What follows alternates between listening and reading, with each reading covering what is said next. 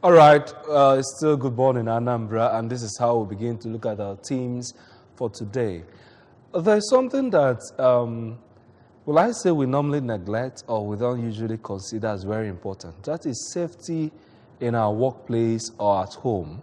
We just build houses or establish companies without considering whether we've put in the right things to ensure our safety and the safety of people who will be using the facility. And that is why this morning we are looking at promoting safety in our homes and our workplace. Both of them are very important. That's the first issue we'll be looking at this morning. And we have Engineer Martin Abwele, the State Director, Anambra State Fire Service, join us in the studio. Good morning. Thank you very much. Good morning. Engineer Martin Abwele is also the chairman, Nigerian Society of Engineers, Oka branch. So you are coming on double capacity because when we talk about safety, engineers are paramount in the discussion, and then the issue of dealing with fire. IJ. By the way, I would like to congratulate you. That's here. Good morning, Anambra team. Congratulate you because you just took that post recently. Welcome. All right. So let's begin to look at the issue. Safety practices at home and in the workplace. When we talk about safety, what comes to mind? And people also say, when you talk about safety, you also talk about hazards. So what is this safety and what are those hazards we look out for when we talk about safety practices? Thank you very much. First of all, let me extend my greetings to the management of Anambra Broadcasting Service for bringing us online today. In fact, Anambra Broadcasting Service have been there for fire service every now and then, making sure that the public, the people in Anambra, are always there to know what they're supposed to do at any point in time. Coming back to the question, safety is just the precautionary measures one can take to safeguard or avoid being harmed in line of duty. And safety goes in line with the hazards which surrounds every human being, every workplace, anywhere you are, because safety is important. So if you can try to do what to safeguard yourself, then all those hazards around, you are going to avoid them. And does that definition go for safety at home too? Yes. Safety is safety generally. Safety is safety. Because the safety, what you observe as safety measures in the workplace is what you observe in the market, is what you observe in the church, anywhere, it's still the same safety. Okay, when we talk about safety, does it only refer to physical or practices that might protect us from physical harm? Does it also include emotional? Of course.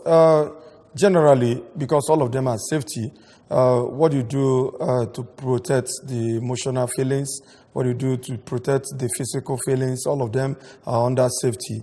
But the most important thing is this, for you to have, yes, for you to... Of course, one can say we have spiritual safety because even the spiritual, they have their do's and don'ts. That is all the safety. The do's and don'ts of everything you can do is just the safety. If the people, assuming now some people are gathered, they say, we are going to kill some people here, and their safety rule is this: don't disclose. That is their own safety rules. There's something applicable anywhere. But what we are talking about is this: the positive things you do. The positive things you do. That wouldn't cause harm to the next person. To the person, physically and emotional. Because one now, assuming now an brother comes into a place, and at the end of the day, nothing is being done. Those people it will affect them negatively. That is safety. If you don't safeguard them, maybe by giving them all the protective measures, security measures, or taking them to maybe hospital, they'll be traumatized. Okay, let's look at get down to the nitty-gritties, the things we need to do, starting from our homes, to make it safe for us, for the children, everybody at home. Yeah, thank you very much. Let me start from the workplace because that is where we have the major hazards. Okay. Yeah. In most of the companies, factories, it depends on what they do. But most importantly, those of them that work in the field, those field officers, or you call them the HEC officers, and those people that are working under them, first of all, you talk about them wearing helmets, the steel helmet.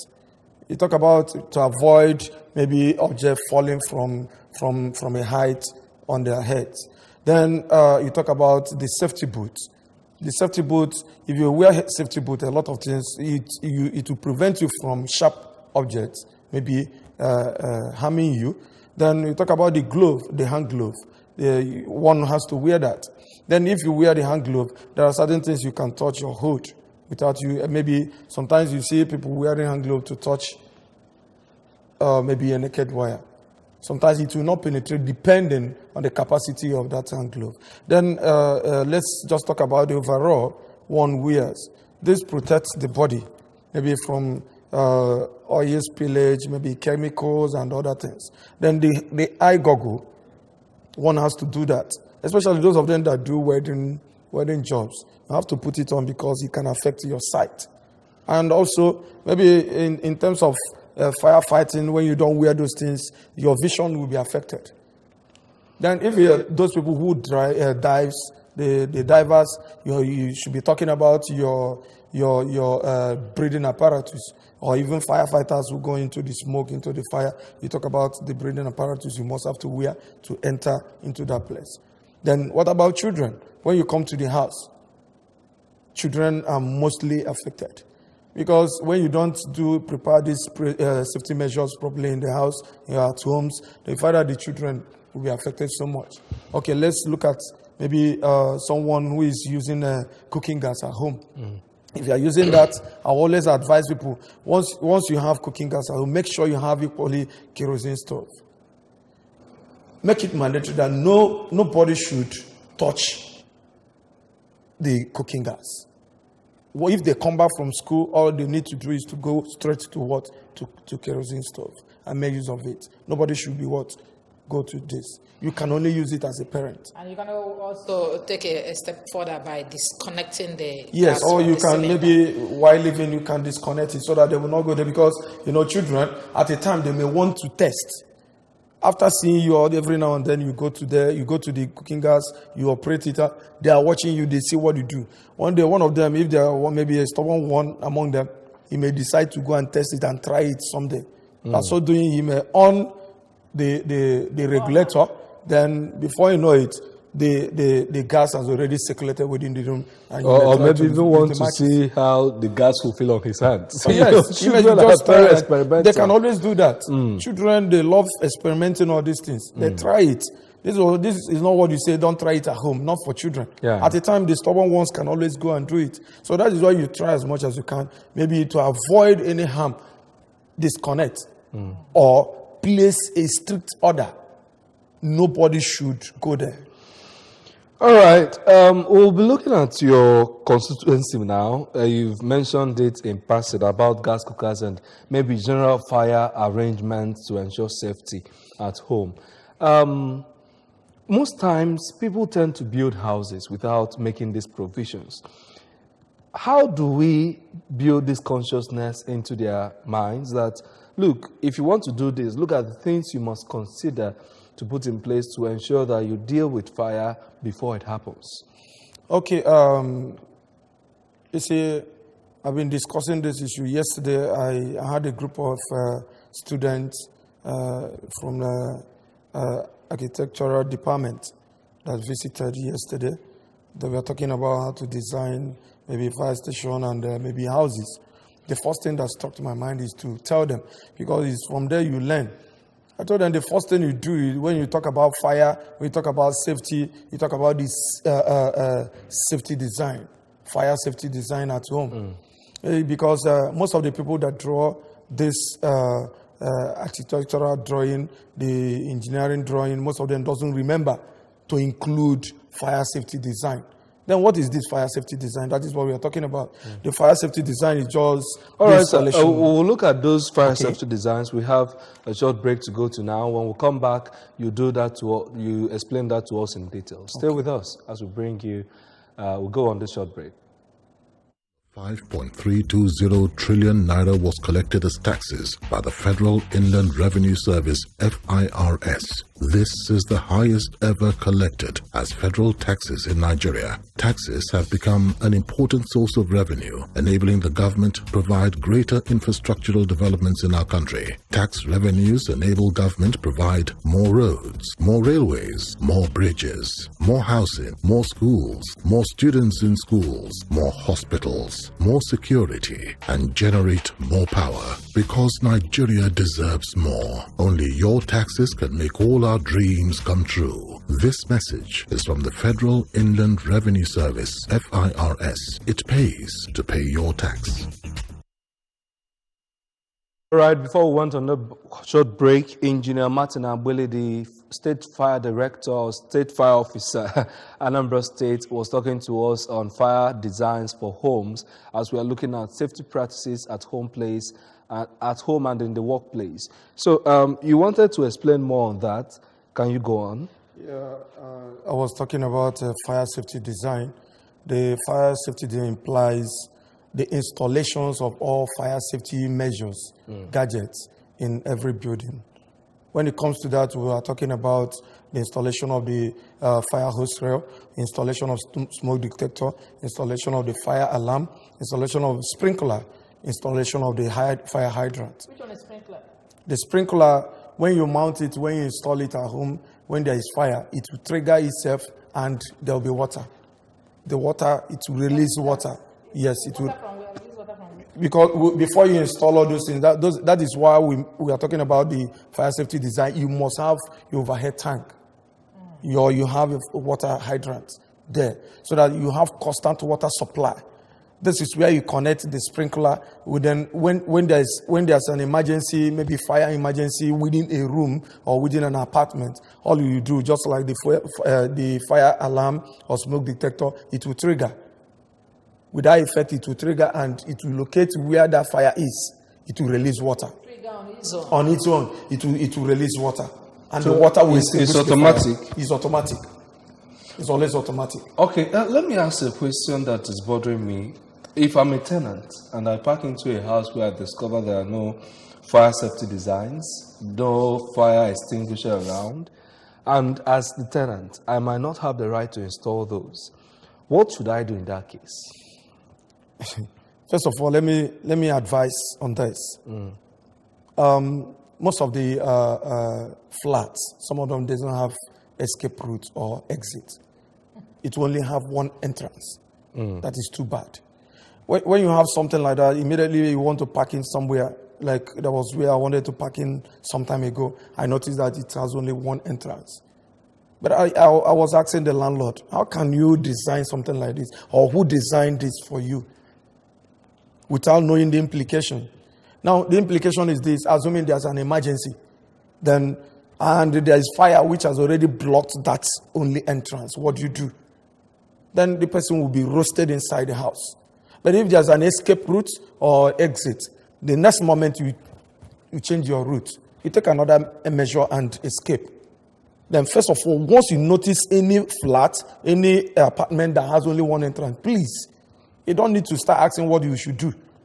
Then you have to leave that place. You don't even need to enter or park in there. Okay, assuming there's an umbrella attack and you needed to escape. So those are the things you look out for when parking into. Not just my. No. It's not just about paying the rent. No, it's not. Then the other side of it is the other installations, maybe the fire extinguisher. Some of them doesn't even include the fire hose rail or all these other ones. But the little ones that matters is fire extinguisher. The advice is you as a tenant, you need to go and buy it and keep in the house. Okay. Then the meeting I had with some landlords some time ago, I told them if I had the opportunity to a house where tenants will park in, one of the requisite things you must do as a tenant before you park into my house is what? You must show me your fire extinguisher, at least one. Okay. Then if you are going to use cooking gas in that apartment, you must show me two. Two, one CO2, one DCP. At least that one. What's that? CO2 is, I always advise people to put it in the kitchen. That one, if you discharge it, the next one you need to evaporate. it will not it may not contaminate the food. But the DCP, immediately you discharge it in the kitchen, assuming there's an emergency, the next moment the whole place will turn into white. And remember, it's not just powder, it's dry chemical powder. Chemical is there, it will contaminate the food there. All right, so in such situations, okay, we'll come back to that. Some people have their views on this issue on the street. So we'll now bring you our street vox pop, what people are saying about this topic. Stay with us. Proactive. Given the spate of a fire outbreak, one just needs to be proactive and ensure that things that are like wrong connections, inflammable substances, gas cylinders, fuel, are kept off the children and possibly in a very cool and dry place. In this season, especially now that children are in holidays, we should put them under check. Try to make sure that before you leave your children at home, there is an adult that will be observing what they do. In our offices, we should make sure we switch off all light after close. Main switch it off, so that when they bring the light, it will not cause an hazard. To avoid danger in the house or in the office, we need to put like fire extinguisher or put the fuel where necessary, or maybe coordinate the children at home. We need to have a fire extinguisher in our various homes. We need to at least make sure that our gas cooker always locked whenever you are not using it. Whenever you are going out, you're supposed to switch everything off. All right, issues like this, we just went to the streets. Issues like this is something that everybody will speak and sermonize on, but you wonder how many of us actually keeps it. All right, before we continue, there is 10 rules about 10 rules for safety in the workplace. We now bring for you as we take them. Now there are 10 rules for workplace safety. Those are displayed on the screen. All right, let's now look at this issue about